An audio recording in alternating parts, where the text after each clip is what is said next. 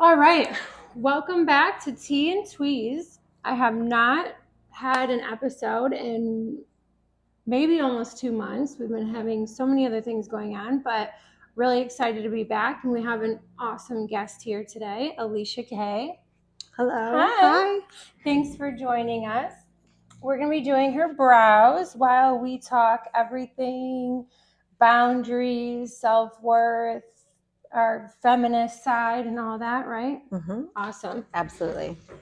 Thank you for being here. And I'm really excited. This is definitely a little bit of a different way I've gone with my episodes. Some of the past ones have been, not that this isn't going to be fun, but you know what I mean? Yeah. Like food stuff and all this. And I was like, I really need to hit all the different points of life and topics that people want to hear and will relate with and to.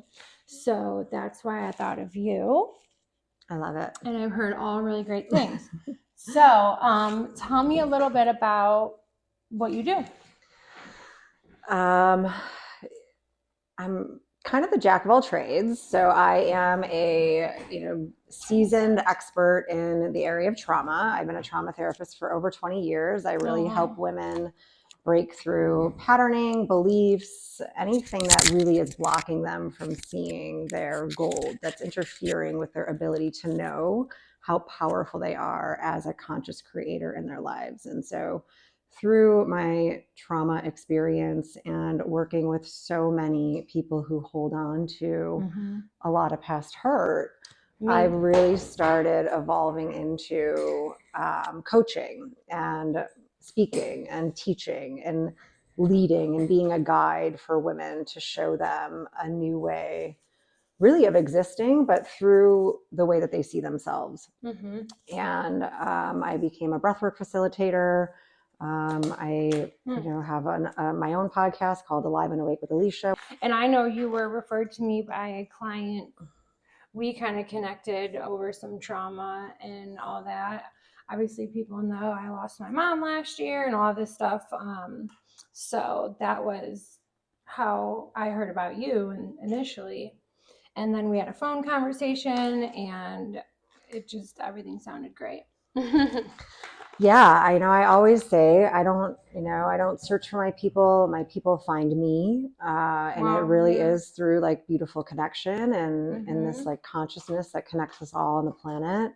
I've really worked hard on dropping the kind of hustle culture and forcing and living the masculine way and really embodied living the awakened feminine way. Really relied on the masculine to take care of us, save us, give us our identity, tell us how worthy we are based on the way that we're treated by them. And so our identity has become really masculine dominant to the point where we try to work like men.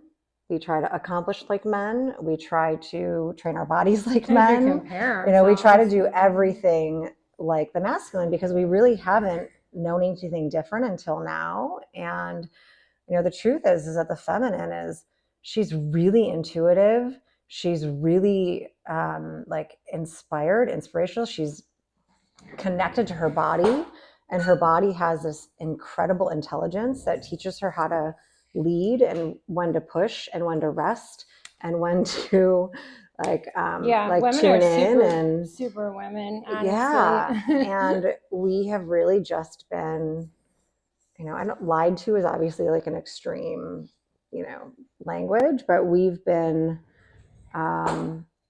sort of betrayed out of our feminine way based on masculine dominance and control, and have really dumbed ourselves down in a lot of ways. And I just think that we are so much more than what we've been taught to believe about ourselves.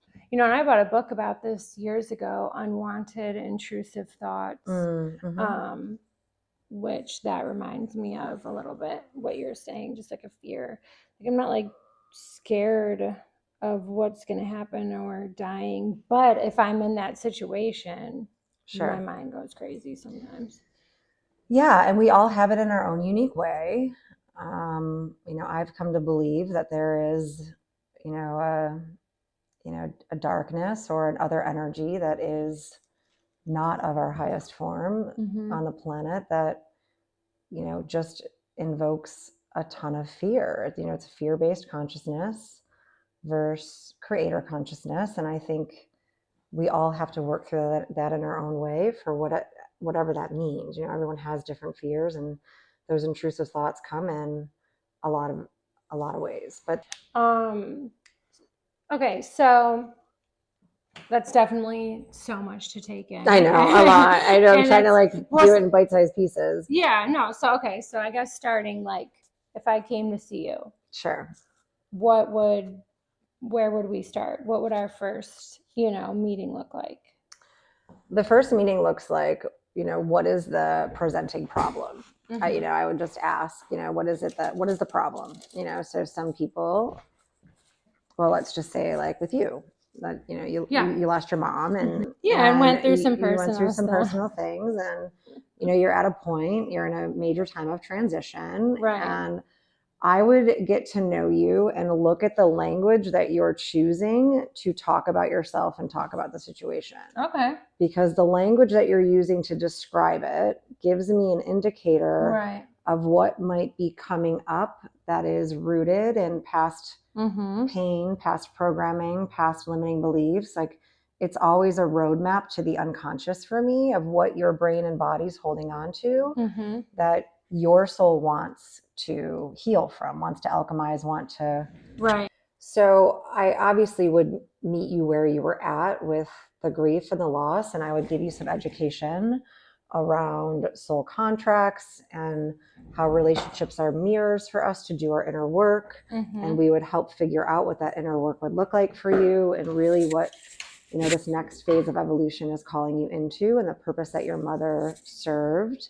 I believe that we choose our families as much as they choose us, and we're for you, because all the answers are inside of you. They're not in me, they're in you. Right. I just help pull them out. How did you get into this? Were you always this deep? No. Well, one, it came from my education in trauma and learning about how the brain stores emotion. The way I like to identify trauma is not the big scary things that happen to us in life. It is, trauma is not what happens to you.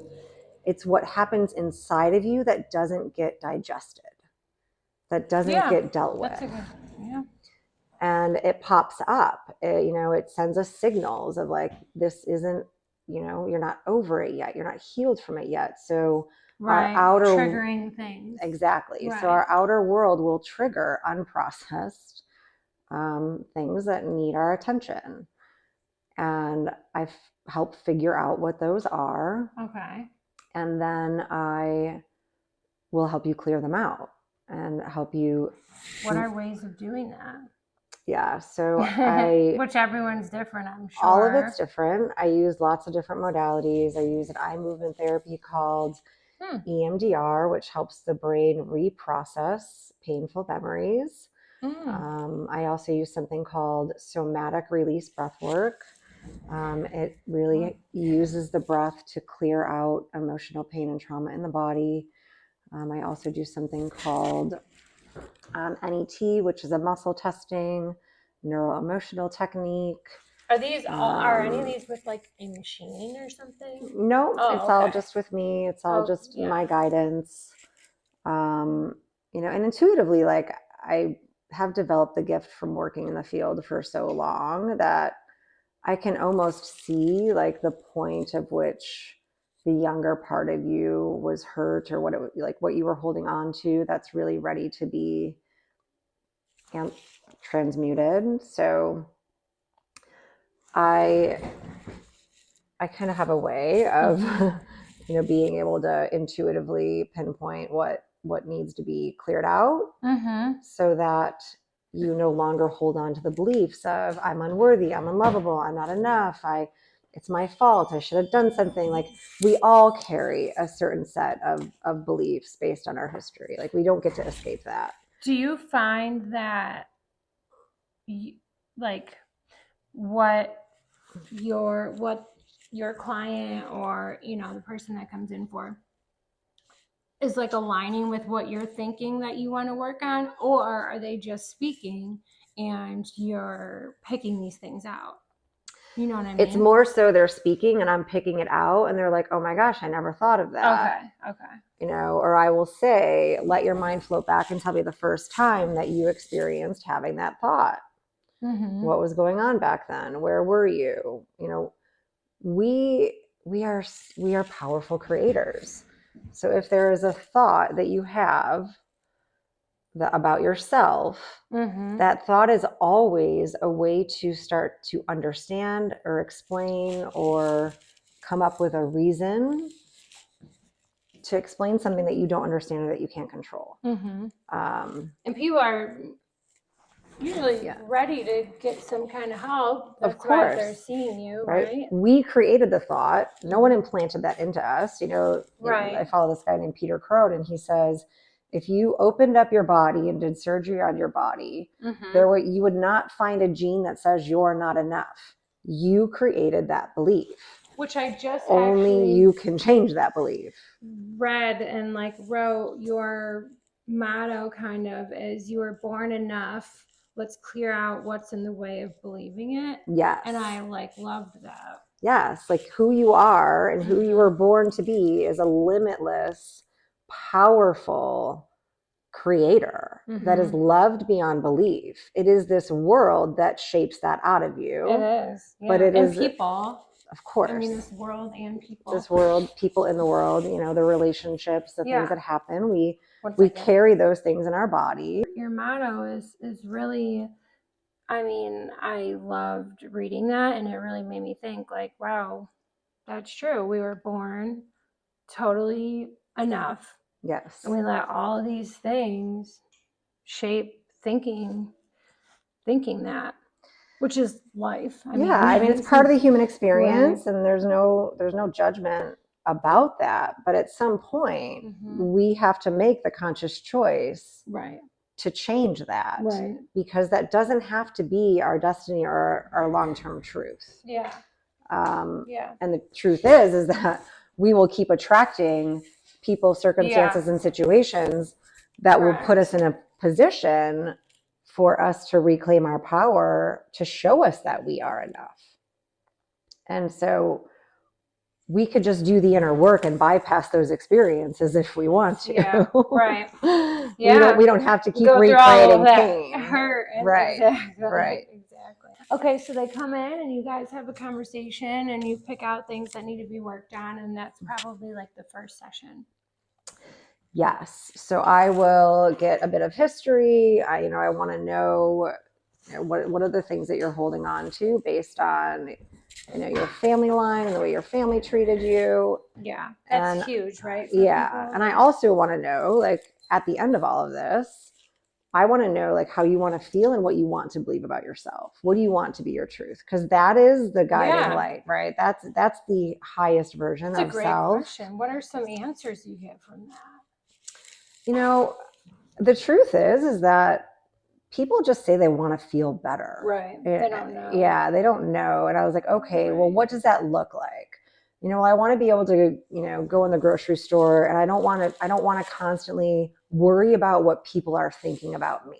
That's hard. I want to be at peace with myself. I don't want to be so critical. I don't want to, look in the mirror and think that I'm ugly or fat, or the self-talk that women have is so brutal. It's brutal. I mean, I know I'm hard on myself at times, and obviously having conversations with so many women on a daily basis, and which me personally, I'm better at like making other people feel amazing about themselves than myself, which I'm sure a lot of people could say. We're women, and I love doing this because I love helping them feel that way.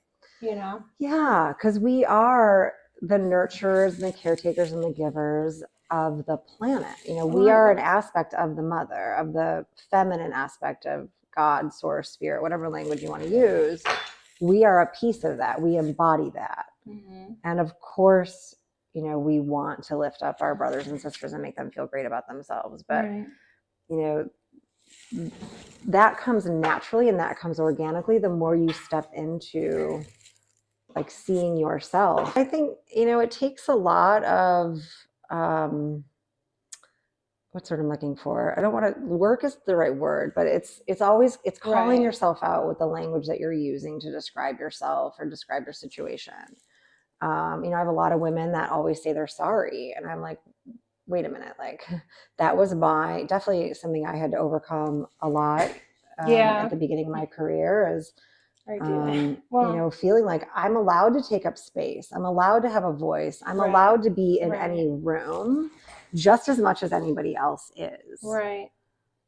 I think I have like noticed about myself recently too. I find myself erasing in a text message, I'm sorry or I apologize, Yeah. because I'm like, wait, I didn't do anything. This isn't my fault, or whatever the case may be, you know? Exactly. You know, I had a supervisor that called me out on it once, and this is when I started to work on it, probably about 12 years ago. And he was late for supervision. So I had called his office phone and he picked up. And the minute that he picked up, I said, "Oh, I'm sorry." And he's like, "What are you apologizing for?" And in that moment, like we talked all in supervision about how, you know, I'm allowed to have needs from my own childhood trauma. I definitely did not believe that. I'm allowed to take up space. I'm allowed to make mistakes, all the thing, you know, I had a super perfectionist part of my personality and You did? oh gosh, yeah, it was horrible. You know, I tried to make my body look perfect. I made my home look, I tried to make everything in the outside world look perfect in order to feel loved and accepted, which a lot of women do. There's nothing wrong with that. I think it's a phase of our journey, you know, and eventually it got to the point where I was like, everything on the outside looks perfect, but I still feel so empty and so unworthy inside. Yeah. And I just committed to not wanting to live my life that way anymore. And went on a radical journey of how do I define my worth? How do I feel about myself? What, you know, what am I trying to cultivate and create? That's not based on what anybody else thinks about me, but how I feel about me. And that's what started your journey into probably this and helping other people. And I think that's a great place to stop. And I'm done with your brows. I'm gonna let you look at them. Okay. And then we'll go finish that topic. But I think they look so good. Okay. How exciting. Wow. Yeah. So yeah, when we ended in there, it was kind of how you got into this. Which leads me to my next question. Is there something that inspired you to become a life coach, spiritual guide, therapist, besides some of the things you just were saying? Yeah, I always tell people that I didn't choose my path. My path chose me. I literally I took psychology classes in my undergrad because I didn't know what I wanted to do with my life. And my best friend said, "I'm taking psychology. You should do it with me." So that's how I made my decision. Yeah. I just knew that I wanted to go to school. I was raised by a single mother who had me at 16. And her one thing that she always told me was, never rely on a man and make something of yourself and don't be like me.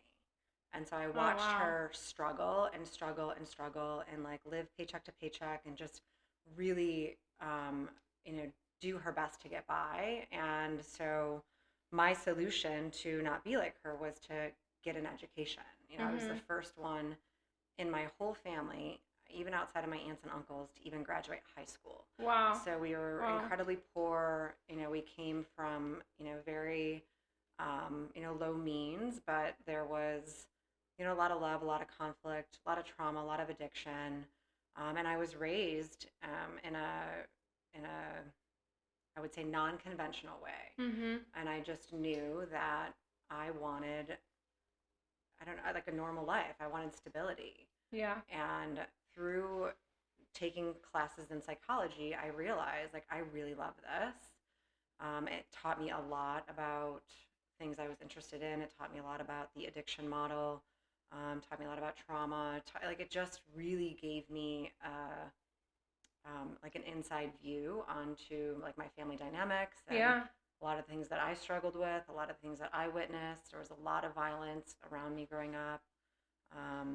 Where did you go? Sexual abuse, and where did things you like grow that. up? So Like, where did I you spent my go? first 9 years of my life with just my mom in Colorado. Oh, She wow, wanted to be okay. away from family. She didn't want any help. She wanted to raise me on her own. And that came with a lot of Wow. obvious turmoil. Are you from here? Yes. Okay. So she moved me away from the family because she wanted to get away from them to go and be on her own at a very, very young age. And we literally grew up together. And my mom, Right. she says I was, her best friend. And when I was growing up, it's like I didn't need a best friend. I needed a mom. I needed guidance. I needed structure. I needed stability. I needed consistency. And I didn't have any of that. Right. But I truly believe now that my soul chose all of that.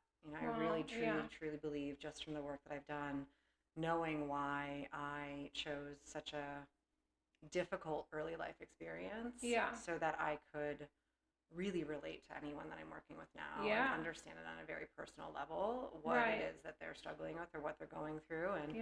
And so from there, my first internship was in a home for troubled kids that got kicked out of their homes, and I worked specifically as an intern in a program that was for young girls who were unfortunately sexually abused.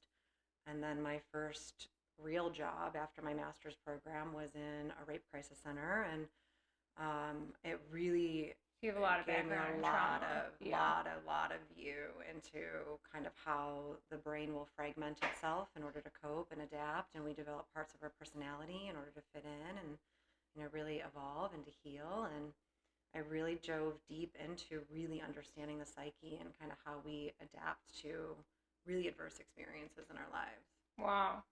Yeah, I have a client that worked in a similar field unit, and some of the things that she would tell me, obviously no names or anything like that, just a situation she may have been in or been dealing with, was horrible, insane. And I was like, how do you separate that from going home and trying to be happy and raising your family, but having this in the back of your head, which I'm sure is involuntary.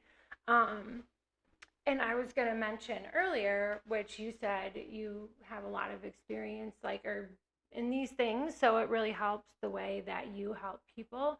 I do think, I had some troubles growing up. I was a rebellious teenager, and my mom was very young, and she had cancer growing up, and then she was single for a lot of it, and she didn't know what to do. We were almost as old as she was, like your situation. So she went on the little bit more extreme side as far as maybe putting us in like a group home if we smoked weed or something, family court. So I've been through all that. My brothers have been through all that. So I did think too a little while ago, I do feel like people, it's maybe a little bit easier to help others like in that field when it's relatable. Like if I was, in one of these group homes or something, we had to go to like drug counseling, a lot of us would talk and stuff like that. And, sometimes the counselor just went to school for this. They don't have any background in it and don't really understand. Absolutely. So at that time we were young and thought this person's kind of a joke. They have no idea what we're going through. So I never really, we were trained, in which I can understand why that is there, but we were trained to never disclose personal information to your clients. Right.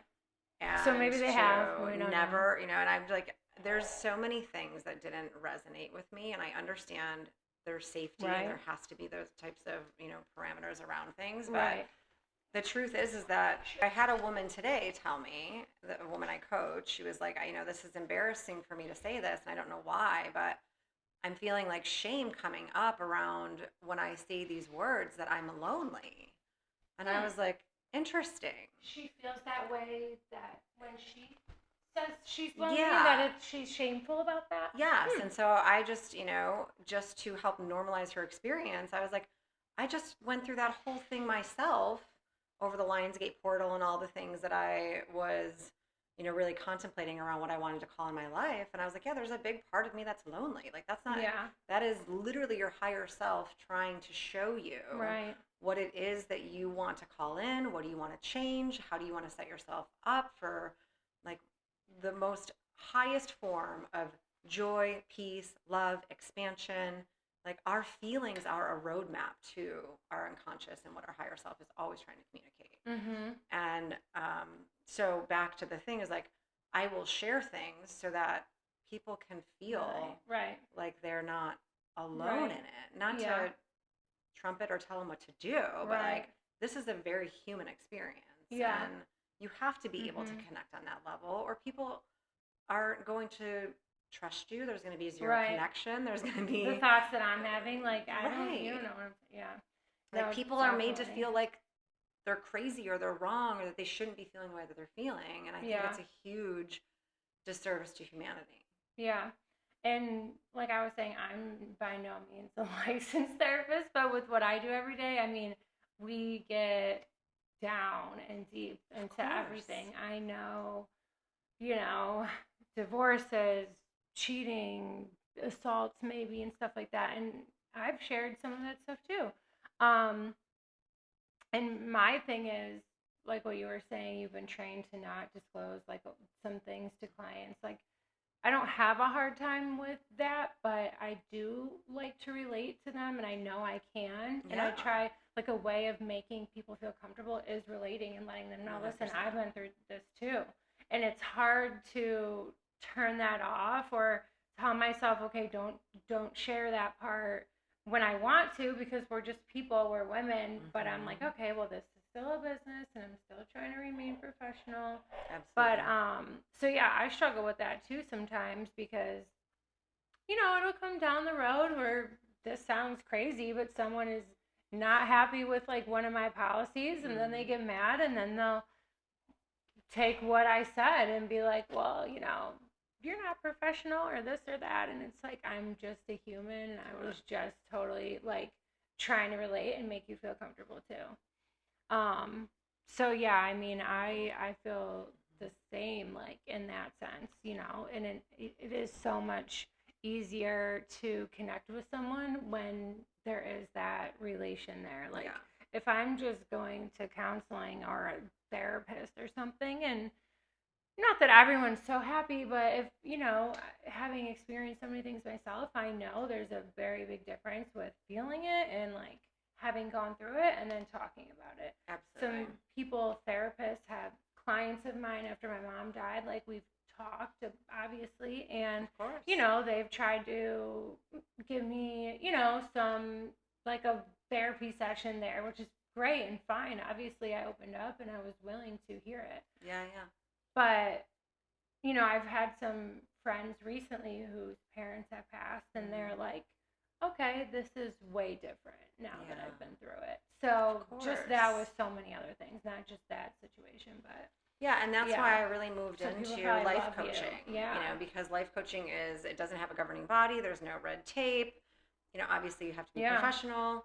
I'm a rule breaker myself. I don't, kind of a divine rebel, if you want to call me that, but I don't love. What does that look like? I don't love following the rules. I don't like being put in a box. I really design my life the way that I want to live it, and I speak the truth about a lot of things. Yeah. And the truth is that people, either they love me and they want more of my energy, they want to be around me, or they get repelled by me, and that's okay. Either one is fine. I think me too.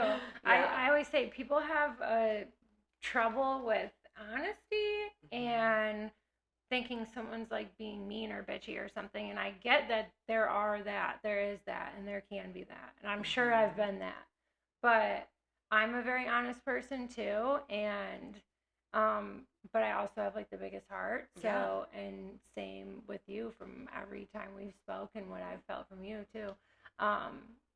So yeah, I get that. People definitely either like me or don't like me. Yeah. Same and thing. To me, it's okay. We're not for everyone. It's not personal. It's just not personal. What's your sign? You know? I just recently. Yeah.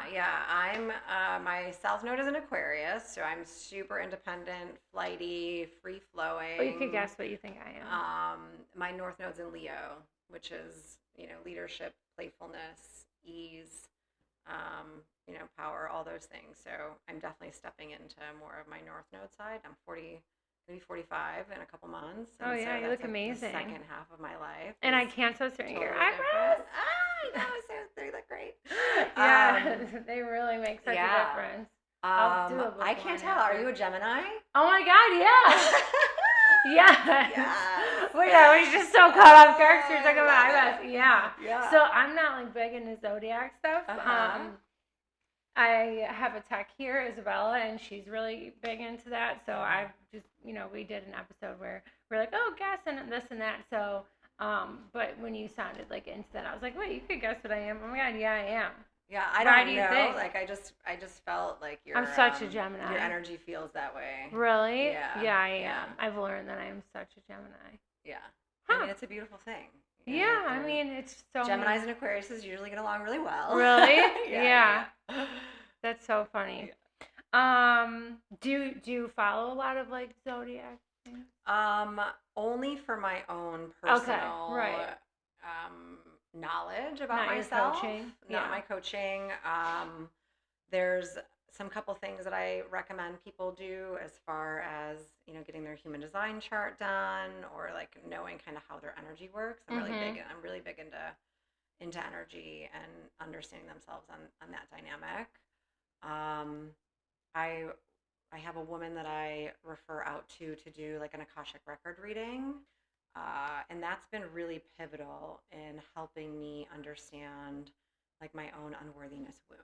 Right. Like for me, it was really helpful to hear that I was like, why is it that, let's just say any single time I tell a client my rate or what I charge for services or things like that, there's like a hesitation there in the throat chakra. And I think a lot of women struggle with that because we have associated money to worth. Like we don't need to pair those two things together. They're incredibly separate. Or relationships to worth or our body to like we unconsciously tie a lot to our worth. For me with money, obviously I told you that we grew up incredibly poor. We came from, not very much. So there was definitely a poverty consciousness in my body from this lifetime. But I thought that I had worked through a lot of that and, obviously developed my private practice and the things that I'm doing now. But there was this just kind of thing that was coming up in me. I was like, why do I hesitate saying my rate? Yeah. What is that about? Yeah, I get it. Women have really, really, hand in hand dumbed down. And so it's like, nothing, I've gotten to the point in my life where I like, my work is to help get my clients to the point in their life where they define their own worth. Nothing in the external world gets to define how they feel about their worth. That's got to be a freeing feeling once you do get there. Total freedom. It's like, I get to decide. Yeah. That's how powerful I am, which is super fun and easy. For me, I feel like I do pretty well at not caring what people think too much in a way. Yeah. So that's definitely like freeing for me. Like a lot of people, it really gets to them and stuff like that. Like I try to not do anything that to others where I have to worry about anything like that, or I try to treat people the best I can so that I sleep the best at night. But in that sense I feel kind of free. But there's is there like not a timeline, but do you find like it takes people like a certain amount of time to like be better or start feeling better or what? Yeah, I think it's different. Obviously therapy, you're coming in to do a lot of extraction. Right.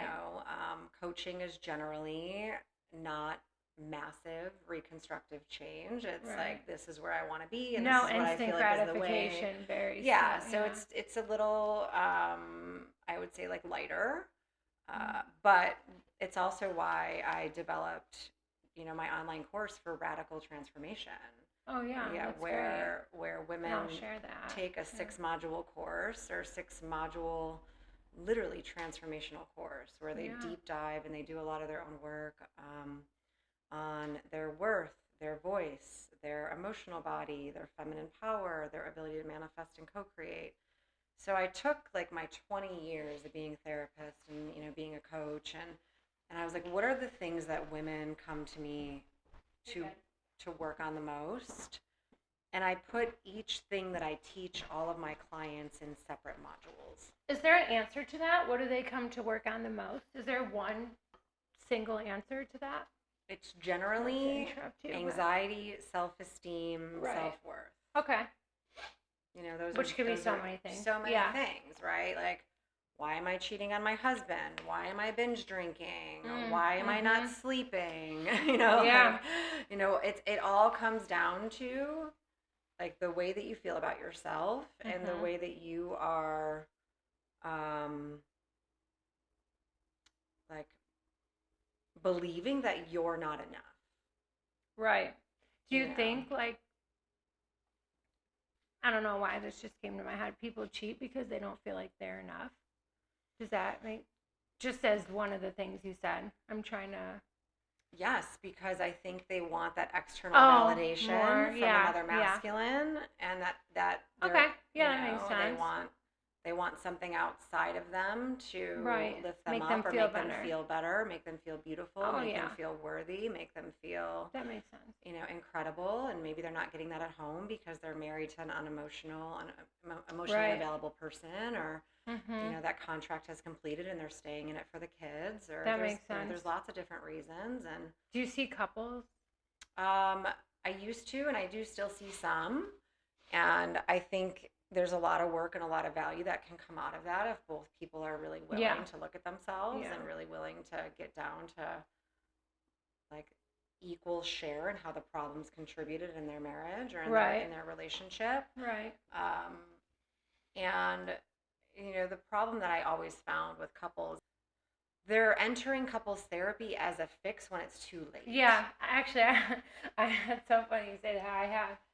She ended up moving back home to Texas a couple months ago, but she was a client of mine for years, and she was a couples therapist. And I asked her the same question, and she said they come when it's too late. Yeah. 90% of the time. 90% of the time. Like, I love, I have a friend, actually, he got in a new relationship, and they've only been together for a year, and they started couples therapy. She's a therapist, mind you, but he was like, there's nothing wrong because patterns get created That's good, so right? early. Kind of soon. And it's like when you go because you want to learn about each other, when you're curious about each other, when you want what's best for each other, when you want to like really learn how to work through things and handle conflict in a better way, it is an amazing tool. Yeah. Amazing tool. Even because you don't have to hate each other. Exactly. Yeah. Oh, wow. And, and people come as like, this is a fix. And then it, I was at that point in my 5-year relationship, like, maybe we should go to therapy or something, but we already hated each other at that point. And when the love is gone, it was gone. When it's not in your body, it's really hard to get that back. I'm not saying that that's not possible. Obviously, anything is with, enough commitment. Right. But I think most people, at least one person in the party, is pretty checked out. Yeah. That was me. Yeah. Same.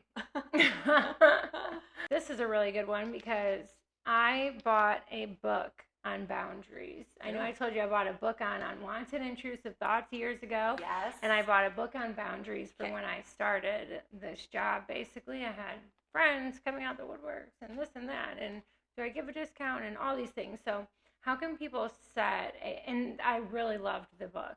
It was more of like a corporate job, work life, like situational thing, but it did give other examples, of different careers. But how can people set healthy boundaries without feeling guilty? Do you work on boundaries? I'm sure that's so much of like, I look forward to like setting a new boundary because, and I try to, tell people, like my friends, I'm like, I used to have a huge problem over explaining. Yes. Not that I was lying and I felt like, but I think I have trust issues. So I always wanted to make sure people knew, like, I am not lying. This is it. Yeah. And, that went a lot with boundaries, but like, I try to tell some friends of mine and stuff, like, I look forward to setting new boundaries because you realize, okay, you said no, or whatever the case is, the world is still spinning. No one really hates you. Exactly. You didn't do something you didn't want to do. Yeah. And then you made a pretty clear boundary, so you probably won't be in that situation with that person again. Yes. You know? Exactly. Yeah, and it's actually something that I talk extensively in Module 4 of my online course. I thought, yeah, reclaiming your sacred voice. Yeah. And really that's what this is about. And women hold a ton of guilt because we've been programmed to feel responsible for other people's emotions. Yeah. And it's a really hard thing, or a paradigm shift, to say, I'm not responsible for someone's feelings when I speak my truth. Mm-hmm. And that is, it doesn't mean that I don't care about you. It doesn't mean that I don't love you. It doesn't mean that I don't want the best for you. It doesn't mean that, like, I know this conversation is going to be difficult and I don't care about your feelings. But if I continue to dumb myself down and I continue to hide my real feelings here, what's going to end up happening is I'm going to sabotage the relationship. Yeah. I'm going to resent you. Yeah. And then I'm going to act in a way that's not only unloving to me, but unloving and unkind to you. Yeah. So boundaries are the things that we say out of self-care and self-love for ourselves and for the other person. Yeah. Right? We live, some of us have these fortresses of fear where we have these like walls and barriers and we like block people out, which isn't the feminine way. The feminine way is like loving because she's boundary. Right. She knows how to take care of herself. She knows what she needs. And she really gives so much to the people that are in her life. Yeah. Because it's in harmony. It's in balance. It works because she doesn't deny and sacrifice herself. Yeah. And she sets herself up for success because she's not afraid to speak her truth and say how she feels and ask for what she needs. Yeah. I think I've done so much work on it. So I think that's such a huge thing with so many people. And I love that. And if any of my clients hear me, I have a lot of like issues. I've recently lost a few like amazing clients turned friends, really great friends, which of course we're going to get close. I've seen you for 3 years, every 2-3 weeks. Like, of course. You know, sure. I've recently lost a couple because I am very clear on my policies and boundaries as far as this is a business still, and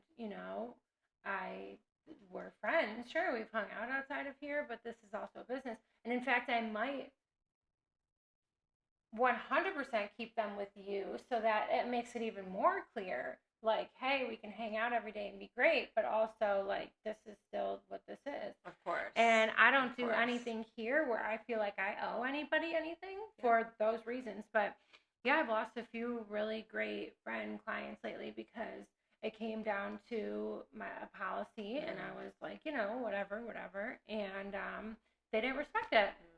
And it was really unfortunate. And the one I sent a very long, long message 2 weeks ago. And I basically said that. I'm like, it's really unfortunate that this is what it came down to. I was like, I've always been very clear with how that is and in my boundaries with work and friendships. And because it is a business, and most of the times, this is what happens. People take it personal. They don't understand, and now here we are. So yeah, that is so big. Yeah, and what I found is the more kind of you excavate within yourself and the more you know yourself, the more you actually start to attract in like your soul aligned friendships, people, clients that are somewhat, at a level that like that you can hold. So the universe will kind of like do this divine orchestration where it will weed out things that are keeping you from evolving. But what I've also learned is that the people that are around you, that are your soul aligned people, they want to see you happy. Yeah. They want to see you succeed. They don't want to upset you. Like they don't want to, take from you or make you feel any kind of way that's negative.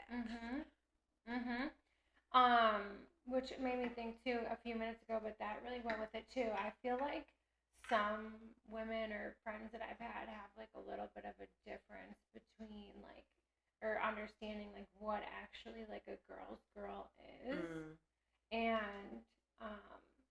I've had that a lot recently with some like successes that, have whatever have happened lately for me and stuff like that. I've had things with like females lately where some, like a friend that I thought I had, they think like a girl's girl is having like a lot of girlfriends. And because I've always had a lot of guy friends, and maybe some people judged that or thought it was weird, but I'm like, that's not a girl's girl. Like, it's being happy for your girlfriends and lifting each other up and Absolutely. not being jealous. We were at and this was like really the last time we hung out. We went to an event together, and she was saying stuff to me that, and finally I was like, I feel like you're actually never have anything nice to say to me. And she was like, what? Like really caught off guard. And I was like, I just don't feel like you ever have anything nice to say to me. Which takes a lot of courage to say, by the way. Yeah, I just was like over it. I'm just like, nothing I say is, I leave hanging out with you feeling like shit. Yes. And so then someone walked up and that conversation was over, and that was it.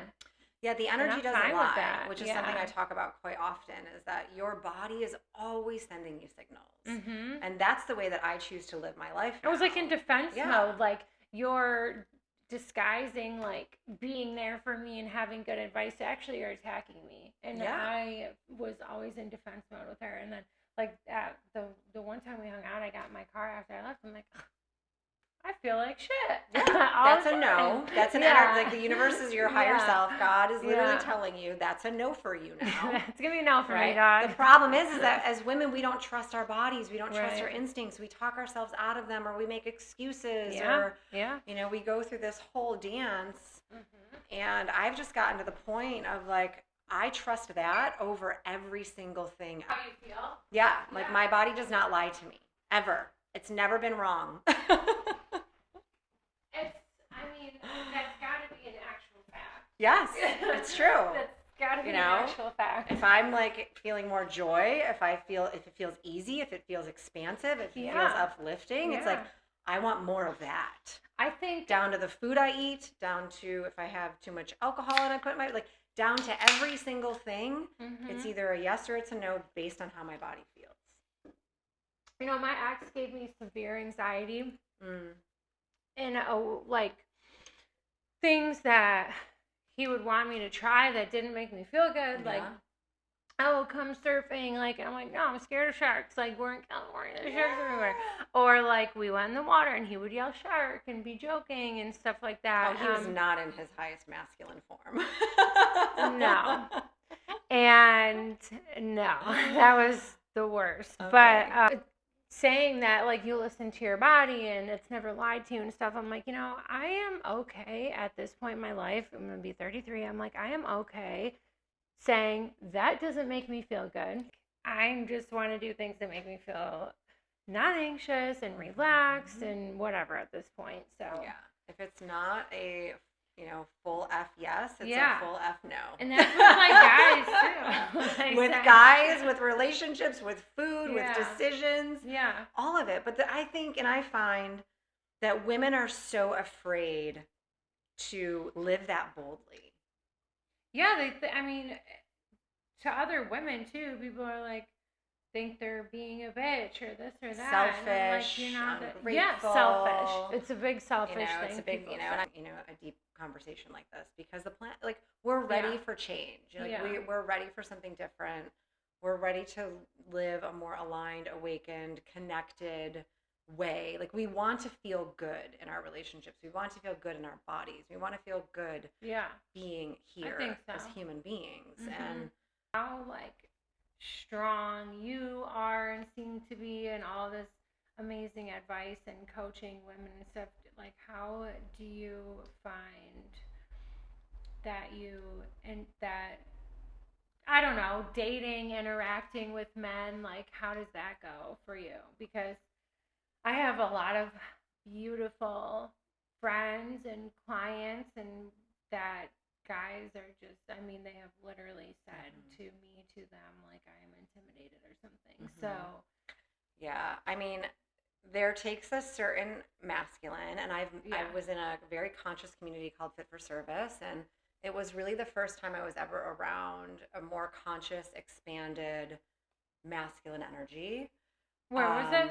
It was called Fit for Service. It was, a program that teaches you how to be mentally fit, physically fit, spiritually fit, emotionally fit, and romantically fit. So, very amazing, awesome program that was started by this man named Aubrey Marcus. He has a podcast. He's really great. But, is it an online thing? Or? It was in person. Oh. We did retreats together. We did a lot of hard things together. That sounds great. It was by far one of the best 3 years of my life to really help me find myself. And when you're around a conscious man that has no agenda for you, that just wants to see you in your glory, and that wants to see you just be the happiest woman in the world, like, that sets the standard for what you will allow. So for me, I was, I think I mentioned I'm a single mom, and my mom had, my biological mom had men in and out of my life. I called so many men dad. I don't even know, like, I wasn't raised by a dad. You can call someone like me having daddy issues. Sure. I attracted in a lot of really shitty quality men that treated me really poorly. But the truth is that happened because I didn't know my worth. Right. I felt worthless. I wasn't. Which isn't like your fault. No, it wasn't my fault. It was all the things I went through. And I just made a commitment to myself of, like, I am going to make myself the happiest, wealthiest, most, like, I'm going to do this for me outside of needing a man. And I will not settle for less than the man that God has created for me. That's going to help lift me up. Like, that is my standard. Yeah. And that's just been the truth in the case. I went through I call them ascension partners, because there were men that I met really, really quickly that I thought was the one. Yeah. That, like, only lasted 2 weeks. And then I was like, clearly not the one. He's, like, dating other women and doing all these terrible things. But I always looked at it as, like, okay, this feeling is coming up in me. I had this, like every girl does in the world, probably this complex of, like, this man that's going to come and save you. Yeah. And I had to get very clear on, like, no, I'm going to save myself. Yeah. And I'm going to know who I am. Right. And I'm going to know how I want to be treated. And I will not date again until that happens and that occurs. Me too. Spirit's kind of been working on me. Like, I feel like I'm ready to get back out there in that way. And that's a really beautiful thing. Yeah, that's a nice feeling. But for a long time, it was a journey of just deeper inner work. Yeah. To excavate all my feelings of abandonment, rejection, unworthiness. Like, I do find that when they have some type of connection to something else, that their ability to heal themselves is much stronger. That's a good point. It's a lot. Yeah. It's a lot. It's something else to attach That's a good point. Mm-hmm. So I do find that there's a big component of that does help. Mm-hmm. And I just can't take that out of, which is part of the reason that I was transitioning out of doing therapy, was, we're told that we can't talk about spirituality or talk about, God or things like that. And like everyday therapy, like, yeah, they say you have to be trained or those types of things. And so it was like, coaching is a no-brainer. Like I say, like, I'm a psycho-spiritual coach. Like, I can't take spirituality out of my work the same way that I can't take being a woman out of my being. It just is. It's part of everything. It's how I see everything. Is coaching and like therapist different, like licensure then and stuff too? Yeah. Oh, yeah. Okay. It's two. Which is a little bit separate. So I'll ask the other one first. How can people tap into their intuition and actually trust it? So it starts small, and it certainly did for me, where I start asking questions, innocent questions. Mine started at the grocery store around when I'm reading a label and I'm looking at the label and I'm like, okay, spirit, do I want this? Is this really what my body wants? Or I'll like hold it to my heart, and if it like starts to pound or it starts to feel like an energetic activation, it's a yes for me. If it's blank, if it's crickets, if it's nothing, it's a no for me. And I started making decisions like that, tuning into the body and asking the heart, because the heart is the direct connection. Instead of like going back and forth in your head. Right. So It's much. never, the answers are never in the mind. The answers are always in the body. And that's great, you because know, I'm a very indecisive person, especially like since, my mom's not here, I would call her all day, every day. So now that's kind of what I've done. Yeah. Actually, I guess, yeah, I would, I needed this work done to like my roof or something, my chimney last year. And they were trying to sell me on something else that I thought maybe like, oh, whatever, this could be fixed too. And if I felt really anxious about something for a few days and I couldn't stop thinking about it and it was really weighing on me, that's a no for me. Yeah. And because I was like, I need to do something to make a decision. Like, everything is so difficult for me. I overthink everything, which was part of like my Gemini, I guess. So yeah, that's what I started doing. If something was weighing on me for a few days, a lot, in a bad way, I was just like, no. And then if it was in a good way where I couldn't stop thinking about something and I was excited or whatever the case may be, I was like, okay, then we'll do this. Exactly. So that's how you develop inner trust with your intuition is, starting small, starting innocent.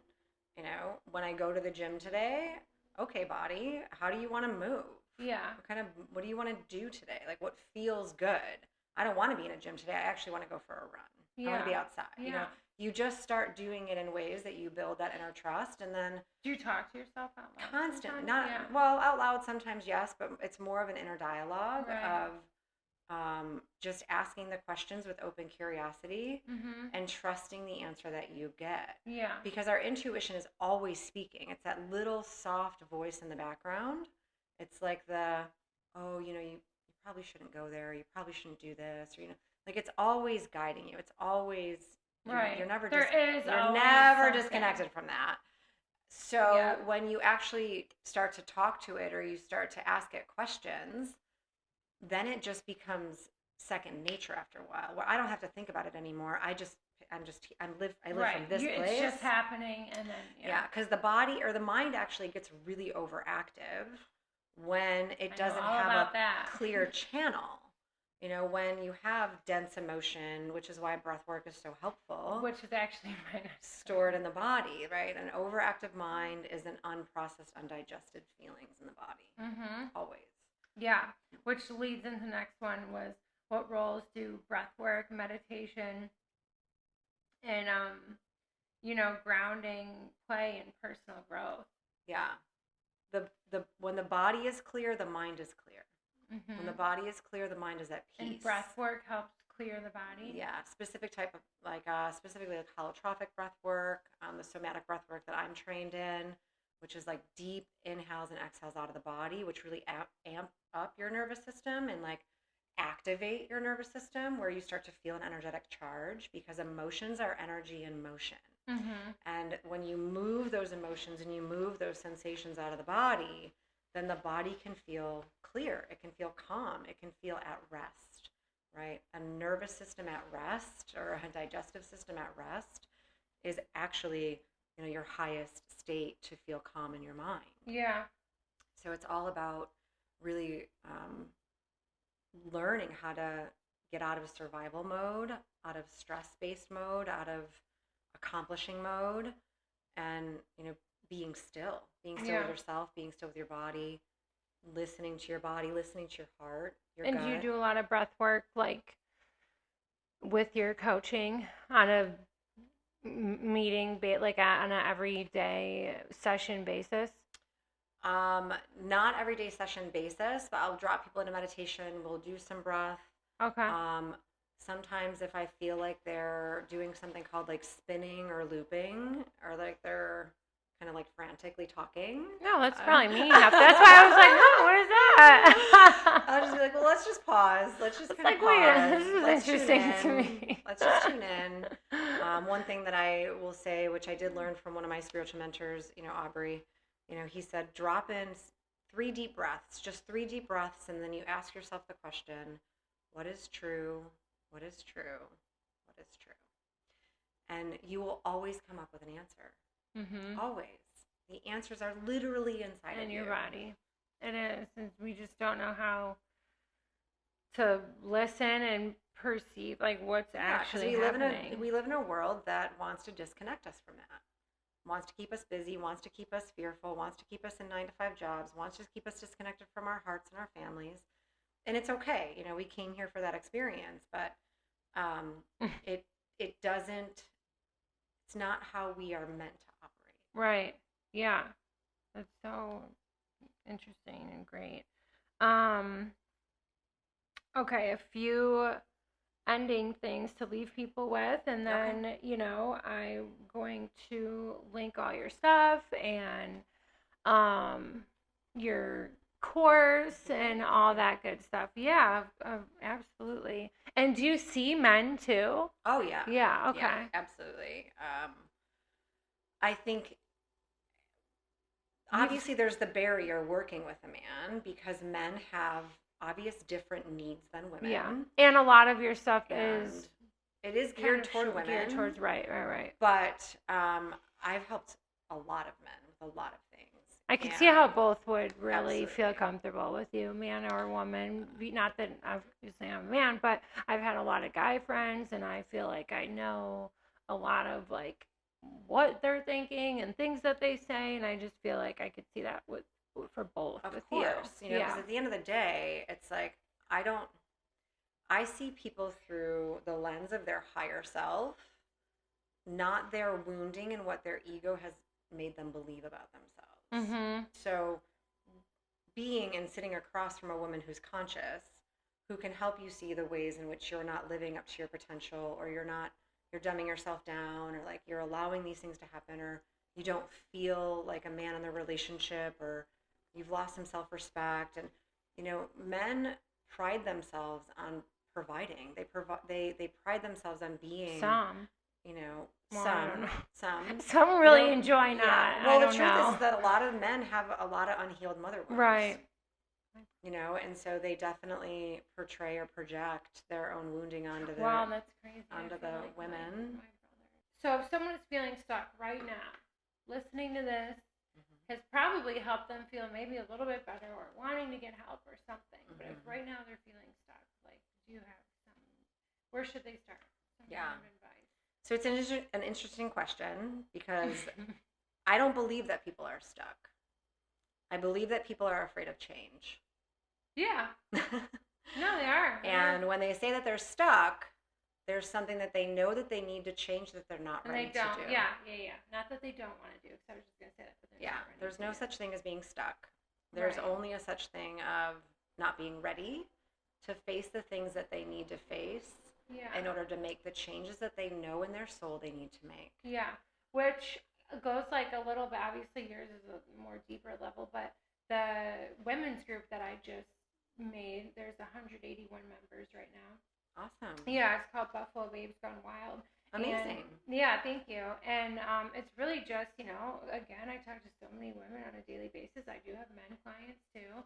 And I hear things that they want to do and achieve and stuff like that. And maybe they just need a little loving shove. Mm-hmm. And that's kind of to do that. I ask in there, what are people like to introduce yourself and tell me one thing you're confident with and one thing you're scared of or afraid of or want to do. Yeah. And I do think that people are just really comfortable. Yeah. And scared, sure, but comfortable. I just said something yesterday to my aunt Antonella. She was actually the first guest on here. She came to me for lashes shortly after my mom passed. Didn't tell her, didn't really talk. I'm just like, spit out your gum, like, stop talking, your eyelashes are moving, whatever. Yeah. And I went to a comedy show, and later she messaged me, and she was like, I had a really strong feeling of your mom in the room. Mm-hmm. And I didn't even tell her she died or anything like that. Wow. And I'm like, at that point, it was like a month after, I was very shut off to a lot of different things. So I was like, all right, crazy lady.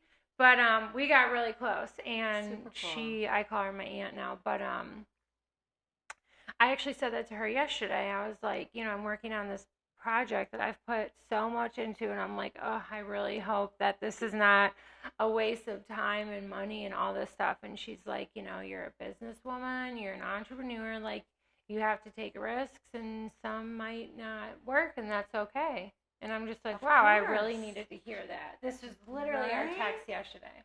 It's last night. it's about the process. Mm-hmm. I don't believe in failure. I believe in growth. Mm-hmm.